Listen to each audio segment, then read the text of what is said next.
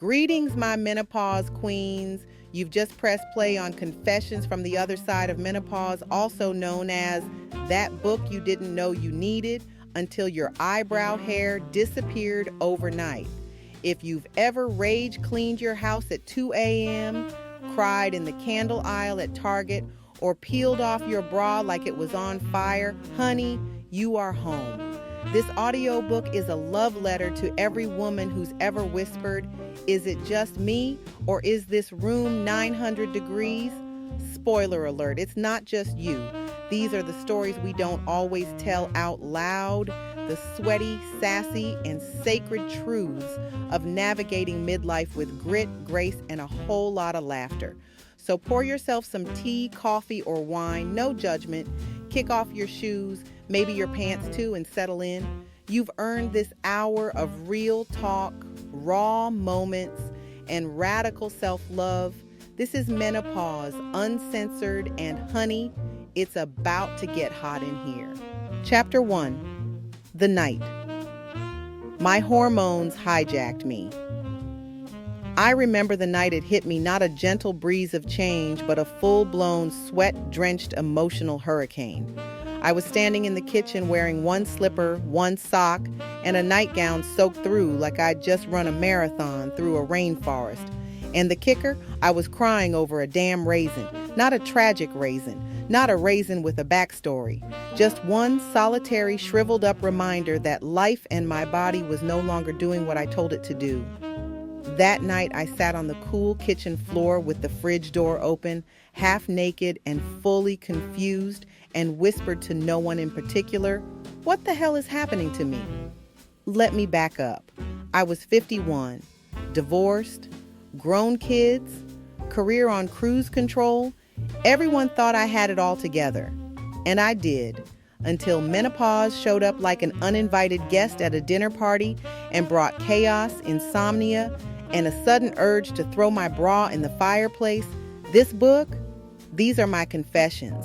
The ones I whispered in the dark, the ones I only recently found the guts to say out loud, because somewhere between the mood swings and hot flashes, I found a woman I didn't even know was in there. And trust me, she's a damn powerhouse. So if you're somewhere in that fog, wondering if you've lost your mind or your keys again, you're not alone. Welcome to the other side. It's real, it's raw, and it's so much better than we were ever told. Chapter 2, Hot Flashes and Cold Truths. It started like a whisper, a little warmth on my neck. I thought maybe the heat was up too high.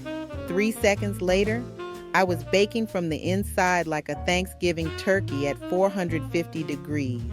No warning, no grace. Just sweat. Hot flashes aren't just feeling warm.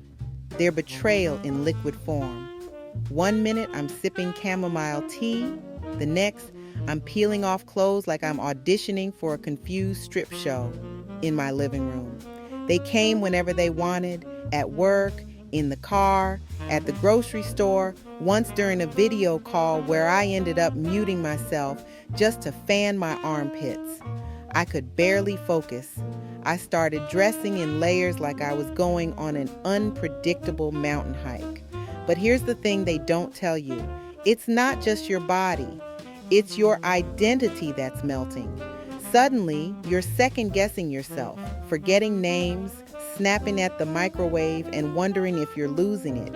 I became obsessed with temperature. I installed extra fans, bought cooling towels, slept with ice packs. My bed looked like a camping trip in July. Somewhere in the madness, I realized menopause had burned away more than comfort. It burned away my patience for things that didn't serve me, like pretending to be fine, like apologizing for my needs. The cold truth, hot flashes were the beginning of a transformation. The part where I stopped being agreeable and started being honest, unfiltered, clear, uncomfortable, yes, but also undeniable. Chapter 3, Mood Swings, Intimate Relationships, and Missing Myself. No one talks about how menopause can feel like grief. Not just grief for your fertility, but grief for your identity. It's like waking up in a body you recognize, but one that's been hijacked by unfamiliar emotions, urges, and unpredictable waves of, who the hell am I? One moment I was laughing hysterically at a dog in sunglasses. The next I was crying because my shampoo bottle was empty. Not because I needed more shampoo, but because the emptiness of that bottle somehow mirrored the emptiness I couldn't explain. I called an old friend, half embarrassed, and she told me she cried over a sock. Just one. The other had disappeared. We're not crazy. We're chemically realigned, rewired, rerouted. And then there were the relationships. Oh, I started questioning everyone I'd ever dated. Every time I made myself smaller so they could feel bigger. Every "I'm fine" I swallowed when I wasn't. Every time I held back tears because I didn't want to be too emotional, too much, too dramatic. Menopause brought all of it back, like receipts. I began revisiting the relationships that had left me depleted. And it hit me. Midlife isn't a crisis. It's a clarity cleanse. I wasn't bitter. I wasn't angry. I was just finally done shrinking myself to fit into someone else's expectations. I didn't want to be adored if it meant being edited. That's when I noticed I was grieving something deeper, the loss of me. The me who used to dance barefoot in her kitchen at 11 p.m. The me who wore sequins on a Tuesday because life is short. The me who didn't second guess her worth. Somewhere along the way, she'd gotten buried under to-do lists, dinner plans, conference calls, and caring for everybody else but herself. But the good news, she wasn't lost. She was waiting for me to put myself first, without guilt, without apology, and without asking for permission. It started with small, radical acts of joy. A solo lunch at my favorite cafe. A long walk with no destination, just vibes. Rewatching my favorite guilty pleasure sitcoms from the 90s. You know the ones, full of bad fashion and even worse boyfriends. I started writing again. I lit candles just because. I bought the fancy body lotion. Not for a date, not for a spa day, but because I felt like it. I wore red lipstick to the grocery store. These weren't just indulgences. They were declarations. Every one of them shouted, "I'm still here." All these little acts became a rebellion against the idea that my best years were behind me. Because let's be honest, we've been fed a lie. That aging is decline. That wrinkles equal invisibility. That menopause is the end of womanhood. That once your ovaries clock out, your joy and desirability punch out with them. It's not the end. It's a metamorphosis. I started being bolder with my wardrobe, not to be seen, but because I liked how it made me feel. I re-entered the dating world, but with a whole new mindset. No more pretending, no more smiling through red flags, no more molding myself into a fantasy. If someone couldn't handle my fullness, my humor, my hormones, my honesty, then bless and release. I took up new hobbies. I painted abstract messes that I proudly hung on my walls. I started therapy and laughed louder than my therapist expected. I danced under the moon with no music, just gratitude. I joined meetups filled with women just like me, raw, funny, fierce, and done being quiet. And it wasn't all glitter and healing crystals. Some days I laid in bed, wrapped in a blanket of fatigue and doubt. But even in those quiet, broken moments, I felt something I hadn't in years. Me. I was finally listening to her again. The real me. The one who didn't just survive, she rose. She's the woman who knows how to cry and still get up the next morning. The one who's been ghosted and gaslit and glamorized and still shows up in full color. The one who sets boundaries now, not walls, but doors that only open for people who treat her with care. Menopause didn't take her away. It gave her back. So if you're listening to this and wondering where you went, you're not gone. You're just unfolding, evolving, shedding all the layers that were never really you. You didn't lose yourself. You paused. You grieved. You grew. And when you meet yourself again on the other side, I promise, she'll be even more magnificent than you remember. Chapter 4. Bras, Boundaries, and the Bull Crap I Gave Up. I remember the exact moment I took off my bra and said, "Never again." It was underwire, lacy, supposedly sexy, but it felt like medieval armor for breasts. I wore it through a full day of pretending to be agreeable, pretending to be on, pretending I wasn't uncomfortable in both body and spirit. And when I finally unhooked it, oh, sweet freedom, I realized I wasn't just taking off a bra.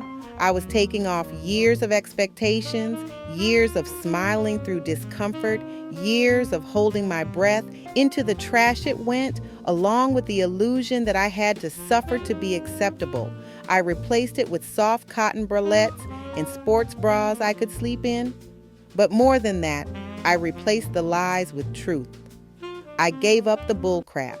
It started with the small things, saying no to uncomfortable shoes, cheap razors, and conversations that drained my soul. Then it evolved. I gave up apologizing for taking up space, for not smiling, for resting. I stopped feeling bad about canceling plans that didn't serve me. I stopped finishing books that bored me. I left voicemails on read and group texts on mute. But the real change, that came when I started enforcing boundaries like they were a full-time job. At first, it was awkward. I was raised to be polite, to accommodate, to be nice. But you can be kind and still say no. You can love someone and still not attend their event, buy their product, or explain your every decision like you're on trial. I used to whisper my boundaries. Now I say them with my chest. No, I won't be coming to every family gathering. No, I'm not available this weekend. No, I don't want to explain why. I just don't. And here's the funny thing. When you set boundaries, people show you exactly who they are. Some get it and cheer you on. Others act like you just kicked their puppy. And that's when you realize the people who benefit from your lack of boundaries are the loudest when you finally set them. I started measuring my commitments with a single question. Does this energize me or does it drain me? If it drained me, it got cut. Yes, even the good things. Even brunches with well-meaning friends who needed therapy more than a mimosa. Even the unpaid favors that would only take a minute but somehow cost me hours of mental peace. I gave up over-explaining. I gave up smiling when I wanted to scream. I gave up trying to make everyone comfortable at my own expense. And guess what I gained? Breath, space, time, sanity, sleep. I started going to bed at 8:30 p.m. and not apologizing for it. I stopped wearing mascara unless I felt like it. I unfollowed people who triggered comparison spirals and filled my feed with cats, crafts, and middle-aged women belly dancing with joy. Letting go of the bullshit isn't rebellion, it's reclamation. I reclaimed my weekends, my energy, my softness, my yes became sacred, my no became empowered. I remember one particularly powerful moment when I declined a leadership opportunity at work. The kind that sounded shiny but came with no pay and double the stress. I said, "Thank you, but no thank you." The silence on the other end of the call was deafening. And then came the passive-aggressive guilt trip. But I didn't waver, because peace pays better than praise. This new version of me, she's bolder. She says what she means. She cancels with confidence. She doesn't do guilt-induced favors. She protects her peace like it's the last piece of dark chocolate in the house, because it is. Freedom, it turns out, looks a lot like a braless woman in her 50s with strong boundaries, a soft robe, and absolutely no interest in being anyone's doormat. I started loving myself loudly, Not the performative #self-care way, but the real way. Sleeping when tired, walking when restless, eating when hungry, and resting, even when the laundry isn't done. There's power in giving up the bullcrap. You start hearing yourself again. The voice underneath all the noise. The one that says, you deserve ease. You deserve joy. You are allowed to rest. That voice is your compass. Follow it. Because once you start choosing yourself, really choosing yourself, there's no going back. Not to the uncomfortable bras, the suffocating schedules, or the suffocating relationships. So if you're looking for permission to drop the things that don't serve you, this is it. Take off the metaphorical bra. Take off the expectations and stand there, beautifully bare, gloriously braless, and free. Chapter 5. I'm not crazy. I'm rewiring. At first, I really thought I was losing my mind. I'd walk into a room and forget why I was there. I'd open a cabinet, stare at the spices, and think, why did I come in here? I'd blank on the names of people I'd known for years. One day, I called my neighbor's dog Vacuum. Not even close. And don't get me started on the words. Common, everyday words like refrigerator or envelope would just vanish from my brain mid-sentence. Yet I could still recite the entire chorus of Push It by Salt and Pepper without missing a beat. Explain that. It was terrifying. I thought something was seriously wrong with me. Dementia, early onset Alzheimer's, brain tumor, nope, just menopause. Menopause brain fog is not just forgetting stuff. It's a complete rewiring of your brain chemistry, a hormonal hijacking that makes you question your competence, your sharpness, and sometimes your very sanity. It hit me hardest at work. I'd sit in meetings with my pen in hand, nodding along, praying no one would ask me a direct question because I couldn't remember what we were even talking about. I became obsessed with sticky notes. My desk looked like a collage of panic. And don't even ask about names. I started addressing everyone with generic terms like sweetheart, boss, you. I once called my own cousin Champ. We don't even play sports. The worst part, I felt ashamed. I felt like I had to hide it, like I had to cover it up with jokes or exaggerated confidence, because we're told that forgetfulness is weakness, that being scatterbrained means you're losing it. But then I did some digging and I learned the truth. This isn't a breakdown, it's a breakthrough. Our brains aren't failing. They're filtering, prioritizing, shedding the unnecessary, making room for the real stuff. It's like spring cleaning for your mind. Suddenly, gossip feels exhausting. Drama is intolerable. You can't remember someone's cousin's birthday, but you're laser focused on your purpose. That's not dysfunction, that's evolution. Once I stopped fighting the fog and started flowing with it, things shifted. I got organized, not perfectly, just enough. I kept a notebook in every room. I used voice memos. I labeled drawers. I started every morning with a list and ended every night with gratitude that I survived without accidentally using body lotion as conditioner again. I slowed down. I stopped overcommitting. I made peace with the fact that sometimes I need to stare out the window for 5 minutes before my brain boots back up. It's okay. But more importantly, I stopped being embarrassed. When I forgot a word, I laughed. When I lost my keys for the 4th time, I shrugged and said, that's just my rewiring process.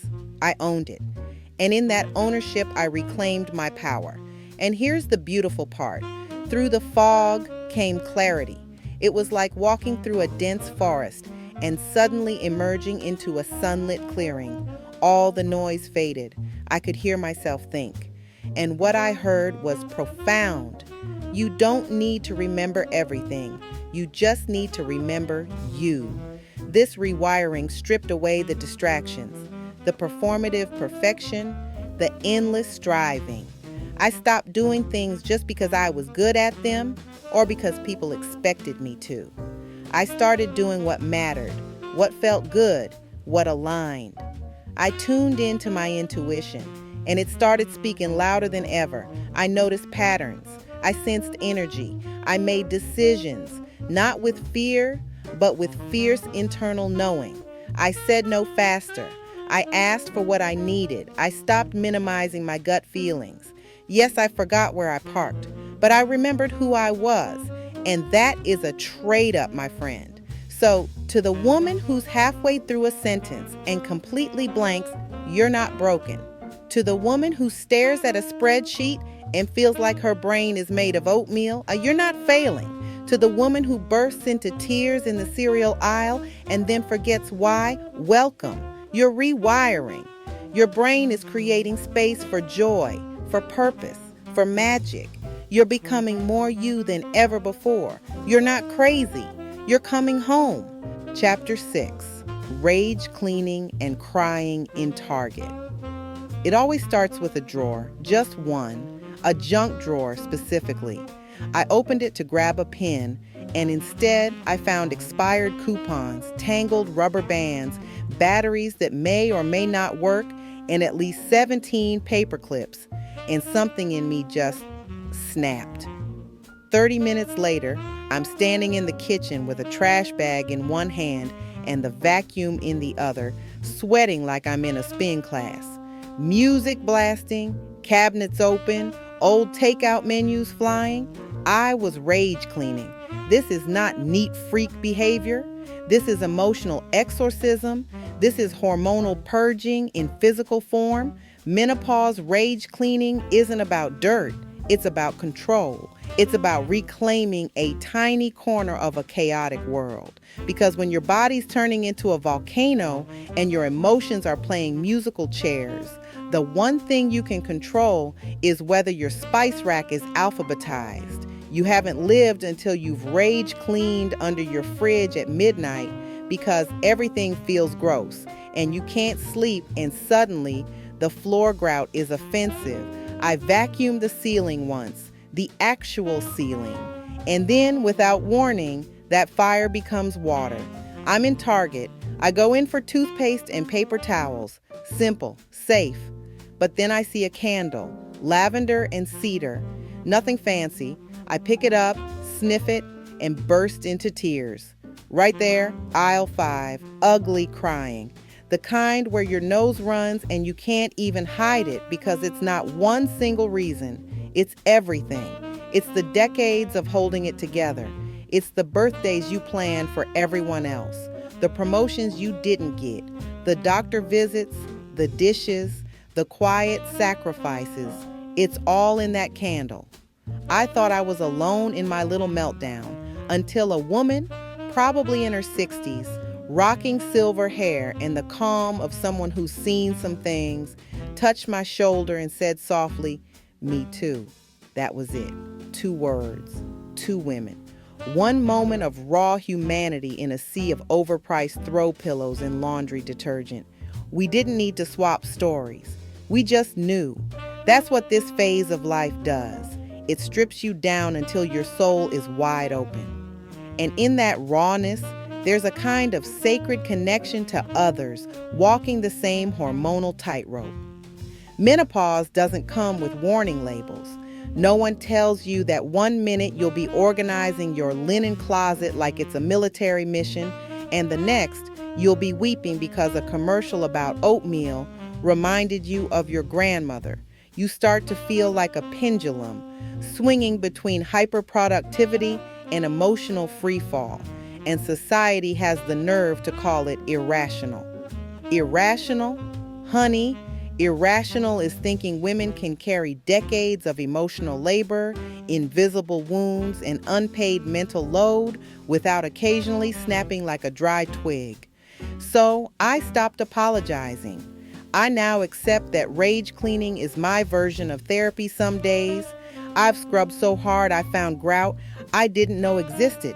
I once cleaned my entire bathroom with vinegar, baking soda, and pure menopausal vengeance.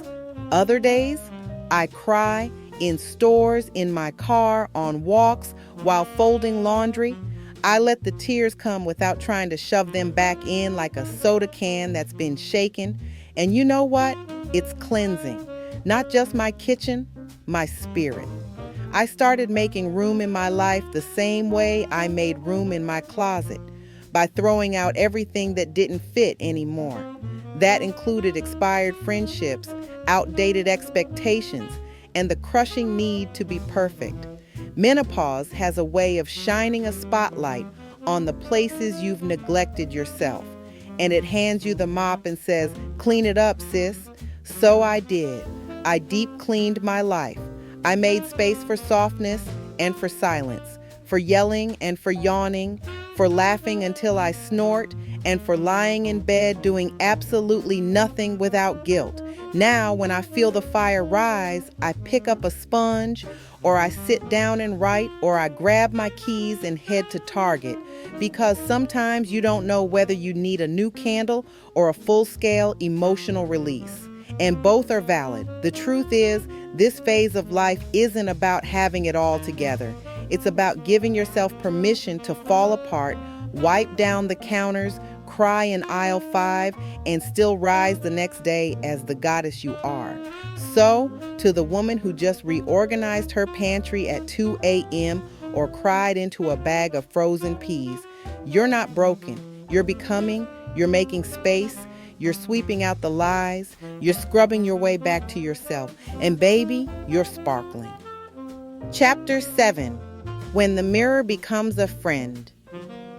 Again.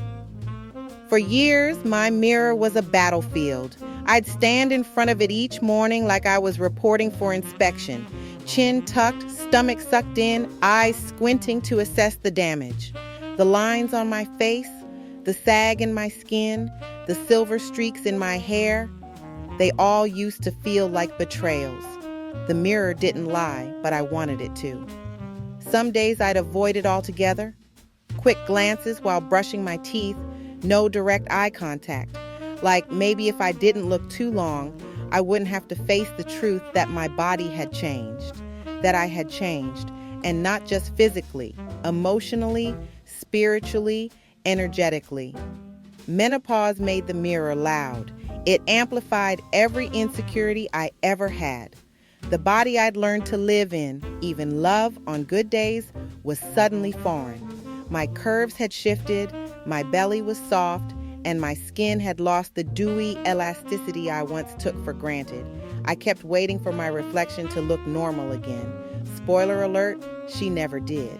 But something else happened instead. One day, I caught myself in the mirror, really caught myself, and instead of launching into criticism, I paused. I looked past the crow's feet and the neck folds. I saw the depth in my eyes, the strength in my stance, the softness that had taken years to earn. I didn't see a before and after story. I saw a continuum, a woman who had survived heartbreak, job loss, childbirth, joy, rage, grief, confusion, rebirth, and was still standing. That day, something inside me whispered, "Thank her."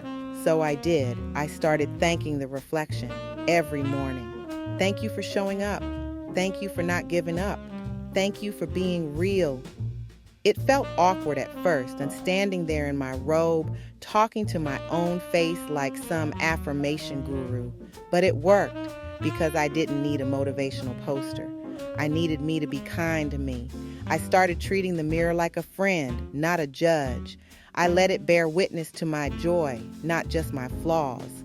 I began smiling at myself, a small, quiet smile, not performative, just acknowledging, accepting.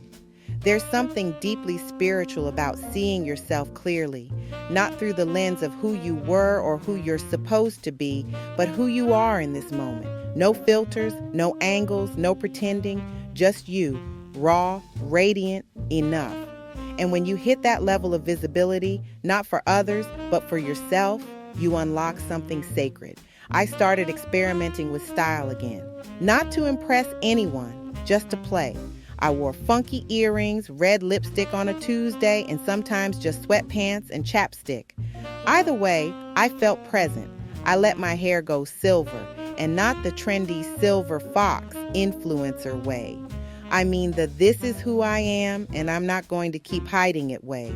It sparkled like it had a story, and that story was mine.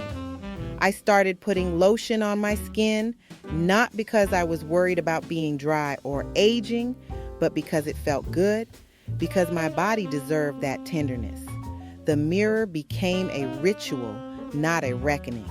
And what surprised me most, I started seeing beauty again. Not magazine beauty, not social media perfection, but soul beauty.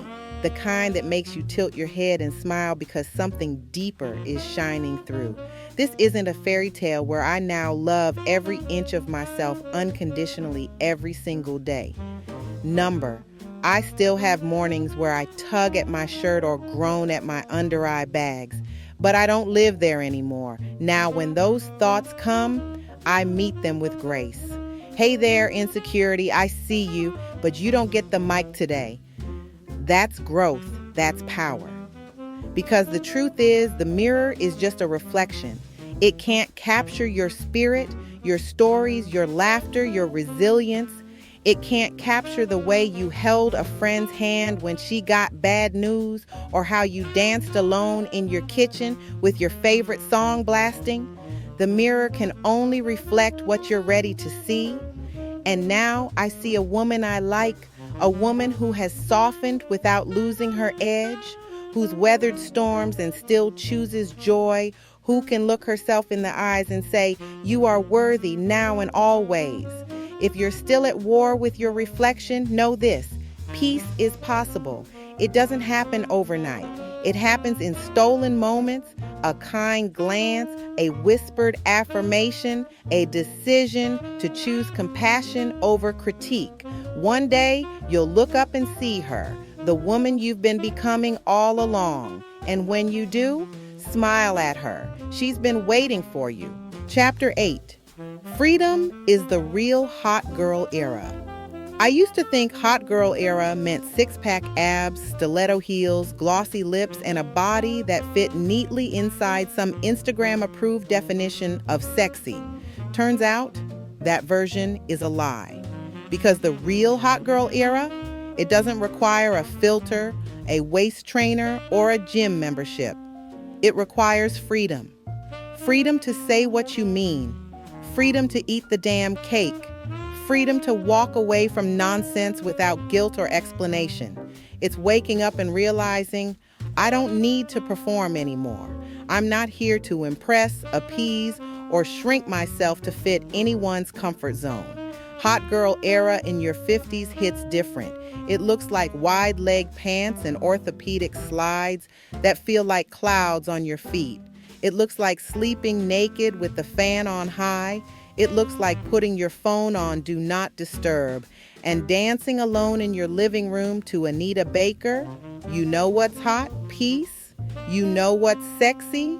Boundaries. You know what makes heads turn?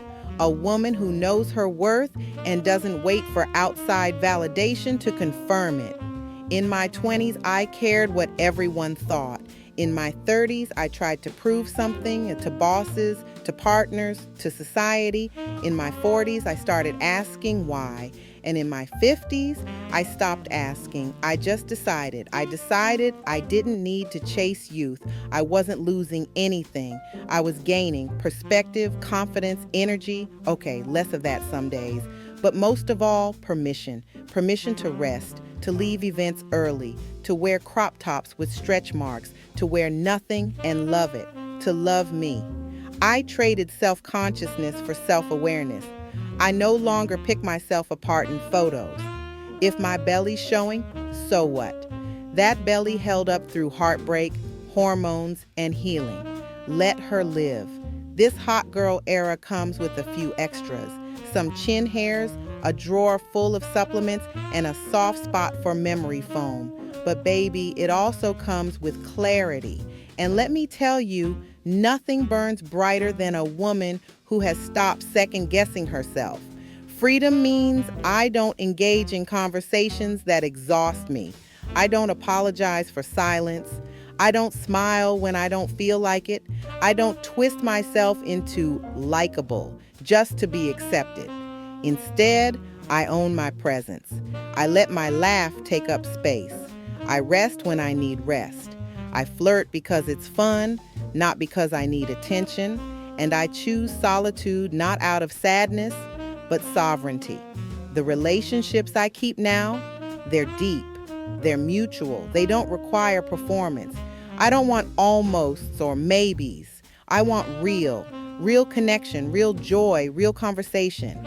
I don't want to be tolerated. I want to be celebrated. And the first person doing the celebrating?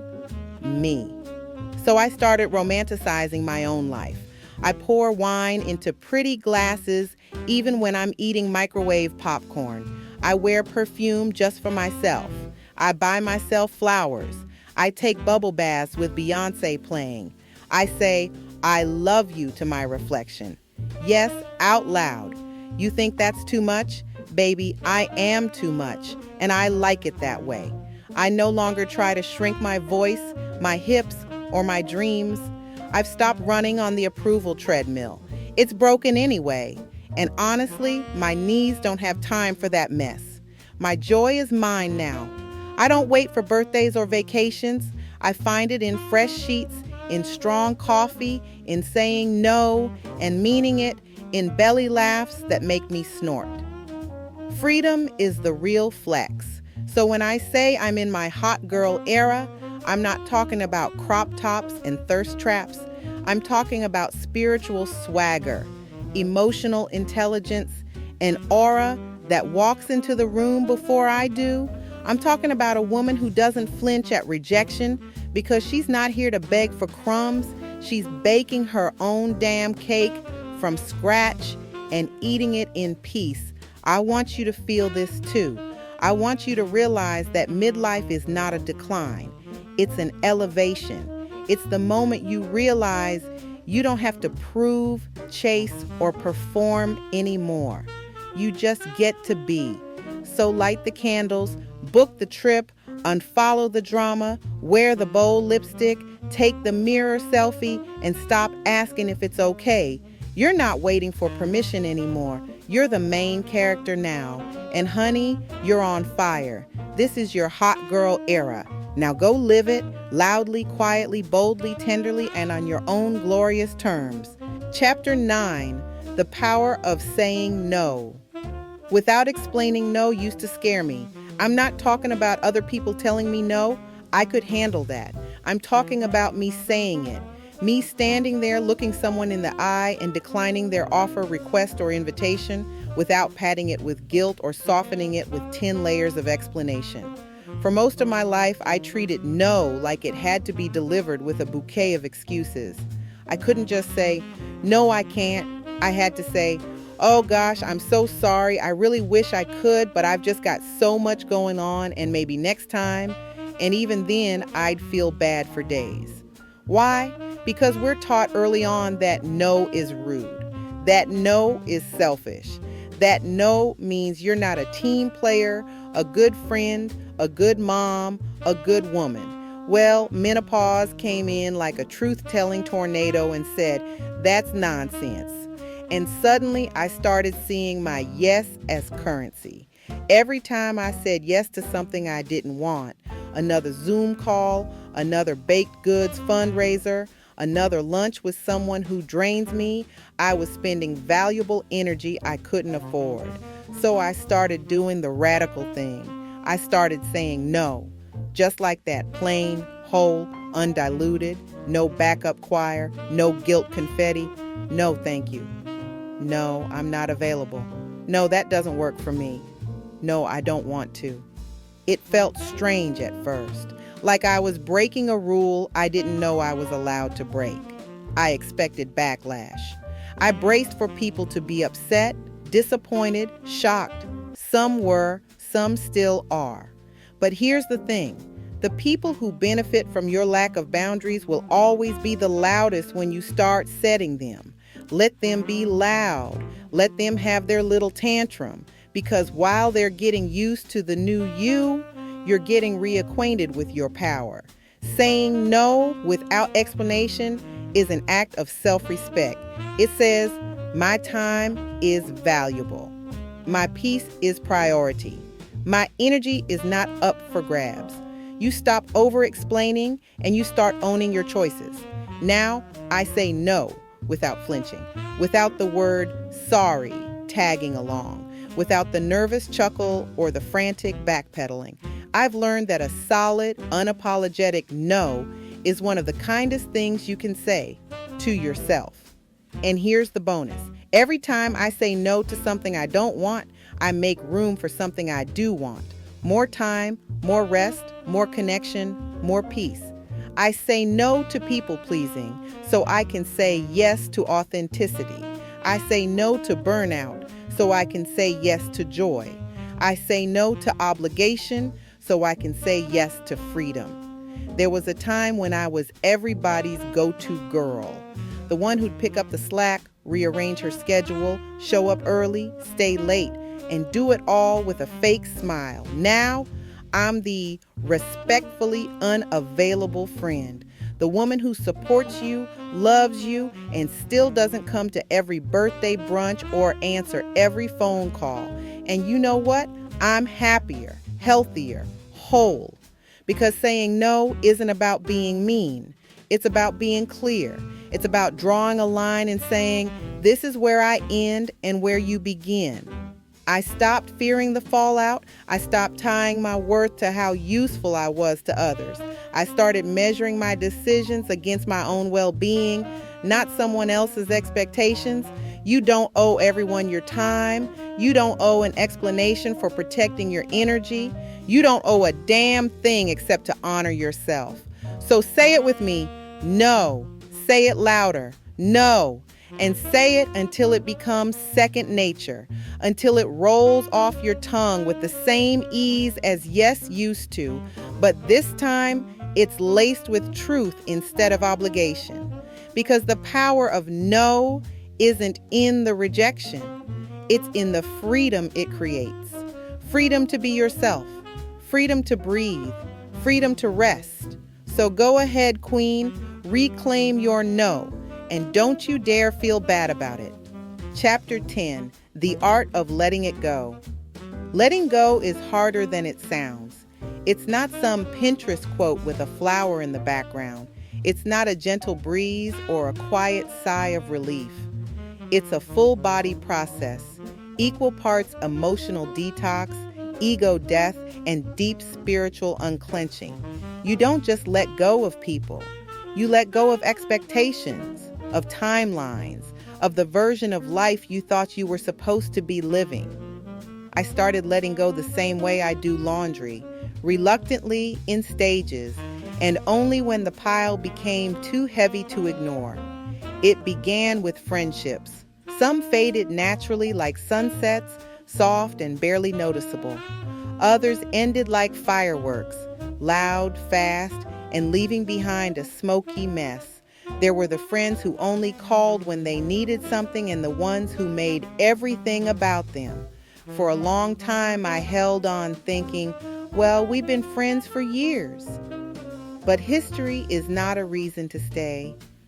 If you wouldn't choose someone again, you don't owe them a lifetime membership. Then came the old stories I told myself. Stories like, you have to do everything yourself. You're behind. You're too much. You're not enough. Lies. Every last one. I started listening to how I talked to myself. And sis, it was brutal. I was my own worst critic, narrator, and mean girl in the comments section. So I wrote new stories. Kinder ones. True ones.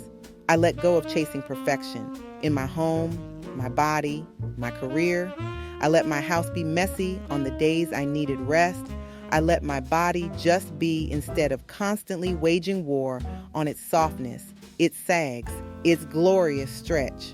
I let my ambition evolve from climbing ladders to cultivating peace.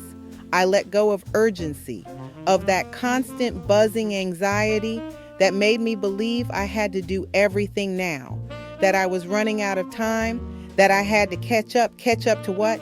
To whom? There is no timeline but your own. Letting go meant dropping the imaginary yardstick I used to measure my worth. I stopped comparing my life to anyone else's highlight reel. I started honoring my own path, its detours, its slow climbs, its plot twists. And yes, some days I grieved. Letting go doesn't always feel like freedom at first. Sometimes it feels like failure, like loss, like sitting in the middle of an emotional pile of used to be's and almost. But on the other side of that grief, space, breathing room, lightness, letting go isn't about forgetting. It's about releasing the grip. You don't have to hate someone to release them. You don't have to have closure to move forward. You just have to decide that your peace is more important than the illusion of control. I started imagining my life as a room. Every time I let go of something, a grudge, a lie, a toxic tie, it was like opening a window. The air changed, the energy shifted, and suddenly there was room for new things to come in. Joy, clarity, real connection. Letting go doesn't mean you're weak. It means you're wise. It means you've outgrown what no longer serves you. It means you're choosing yourself. So if you're holding on to something heavy, a regret, a role, a relationship, a resentment, ask yourself, what would it feel like to finally put this down? Then do it, even if it's messy, even if it's slow, even if you have to remind yourself every day. Because the truth is, you don't need to carry it anymore. Letting go is not the end. It's the beginning of living light. Chapter 11, Aging Out Loud. Aging quietly, not my style. I'm done being subtle. Done tiptoeing through time like I'm trying not to disturb anyone. I am aging out loud, with volume, with presence, with glitter and grit. I used to dread birthdays. The higher the number, the tighter the smile. I downplayed the milestones, brushed off the compliments, and made jokes about being ancient. But deep down, I was scared. Scared of becoming irrelevant. Scared of being invisible. Scared of what people would think when my age stopped being cute. Now, I wear my age like a medal. Not because it's easy, but because it's mine. Every line, every freckle, every silver hair has a story, a laugh, a lesson. I've survived things that younger me couldn't have imagined, heartbreaks that felt like earthquakes, losses that cracked me open, joys so big they split my soul wide. I've earned every inch of this life, and I'm not shrinking for anyone. Aging out loud means I stop whispering about menopause and start shouting about it from the damn rooftop.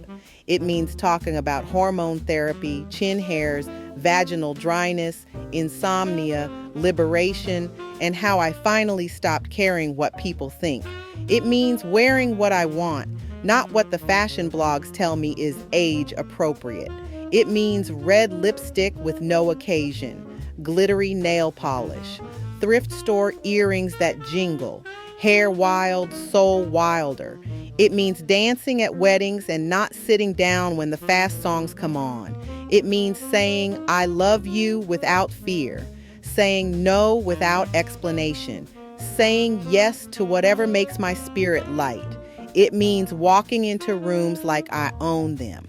Not because I think I'm better, but because I finally know I belong. Aging out loud is not about pretending to be young. It's about being fully alive. It's about honoring the wisdom I've gathered, the boundaries I've built, and the joy I've learned to protect at all costs. It's about raising my voice in protest, in laughter, in praise. It's about being unbothered, unfiltered, and unwilling to settle. I used to think getting older meant fading away. Now I know it means lighting up. So here's to the women who no longer apologize for their volume, their truth, their tears, their cellulite, or their joy. Here's to the ones aging out loud, singing off key, telling the truth, laughing with their whole belly. We are not past our prime. We are the main event. And baby, we're just getting started. Chapter 12, Becoming the Woman I Needed. I spent years searching for her, the woman I needed, the one I hoped would swoop in and show me how to navigate life, especially the hard parts, the heartbreak, the confusion, the moments where I felt like a stranger in my own skin. I looked for her in books, in mentors, in my mother, in older women at church. I searched for her in podcasts, in therapy rooms, in every magazine aisle with headlines promising how to get your groove back after 40. Sometimes I caught glimpses, a sentence, a story, a spark of recognition in someone's voice, but she never fully arrived. So eventually I became her, not all at once, not in some movie montage transformation with an inspiring soundtrack. No, it was slow, messy, glorious. She showed up in pieces. She arrived in the quiet moments, when I stopped filling every silence with distractions, when I sat still enough to hear my own heartbeat and trust it was leading me somewhere sacred. She arrived in the decisions, when I finally stopped chasing love that was lukewarm, opportunities that were misaligned, and conversations that drained me instead of filling me. She arrived in the mirror, not when I got it all together, but when I could look myself in the eyes, mascara smudged and bathrobe stained, and say, "You're doing great, baby girl." The woman I needed wasn't perfect. She wasn't polished. She wasn't always wise or steady or calm, but she was real. She knew how to sit in her sadness without drowning in it. She knew how to laugh through the ache. She knew how to honor her anger without letting it burn her life down. She knew when to speak up and when to walk away. She knew when to take a nap instead of pushing through. She knew the value of silence, the kind that holds you instead of punishes you. The woman I needed had boundaries, the kind that don't scream or apologize, the kind that are so steady they feel like love. She didn't need to be needed to feel worthy. She didn't keep score or beg for crumbs. She showed up fully, then rested without guilt. She celebrated her softness without equating it to weakness. She held space for others, but held herself first. And perhaps the most radical thing, she forgave herself for what she didn't know, for what she tolerated, for who she had to be in order to survive. That's who I've become, not in spite of menopause, but through it, not around my pain, but by going straight through the fire and walking out smoking in the best way. Now, when I meet younger women who look at me like I have it all figured out, I smile. I tell them the truth. I say, you won't always have the answers, but you will always have you, and that is enough. Because I no longer measure my worth in productivity or beauty or who calls me back. I measure it in peace, in the quality of my laughter, in how quickly I return to myself after the world tries to pull me off center. Becoming the woman I needed didn't mean becoming unbreakable. It meant becoming whole, knowing I could be both fragile and fierce, grieving and growing, broken and blooming at the same time. It meant looking at the girl I used to be and saying, you didn't know better, but you do now, and I love you for trying. It meant no longer waiting for someone else to save me, approve of me, or choose me, because I chose me, and I'll keep choosing me every morning, every meltdown, every moon phase. I became the woman I needed, and now I get to be her, for myself, for my sisters, for every woman still searching in the mirror, in the fog, in the grocery store candle aisle. If that's you, hear me now. You are not lost. You are not broken. You are not behind. You are building her bit by bit, truth by truth, flame by flame. And when she fully arrives, when you arrive, don't be surprised if you look in the mirror and whisper, there you are. You made it, Menopause Queen. And just like that, we've made it to the other side, together. Still hot, still hormonal, still occasionally crying at commercials and forgetting why we walked into a room. But now we're armed with stories, strength, and probably way less tolerance for nonsense than we started with. If you've laughed, nodded, wept, or shouted, "Yes," at any point during this audiobook, congratulations. You're officially a proud member of the I Survived Menopause and Didn't Burn Down the House Club. We don't have a sash, we don't have a badge, we definitely don't have a cake, though honestly, we deserve one. What we do have is the quiet, unshakable power of knowing we went through the fire and came out radiant, not untouched, but transformed. So whether you're mid-hot flash, midlife crisis, mid-binge watch, or mid-nap, remember this: you are not alone. You are not crazy. You are not too emotional. You are not too late. And you are most definitely not done.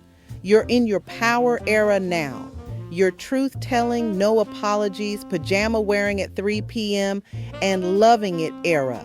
This is the season where you stop asking for permission and start giving yourself grace. Where I don't feel like it becomes a valid reason and rest becomes sacred. Where your joy isn't earned, it's claimed. You are allowed to want more, to say no, to cry, to laugh too loud, to take up space, to take your time. And if anyone tells you otherwise, smile, sip your tea, and let them be wrong. So here's your permission slip to keep showing up exactly as you are. Messy, magical, mid-rewiring, and magnificent. This isn't the end of your story. It's a whole new chapter, and baby, it's going to be good. Thank you for listening. Thank you for being here. And most of all, thank you for being you. Now go out there, turn the fan on high, put your phone on silent, and do absolutely nothing for a few minutes. You've earned it. With love, laughter, and a whole lot of lavender-scented sweat. See you in the next audiobook.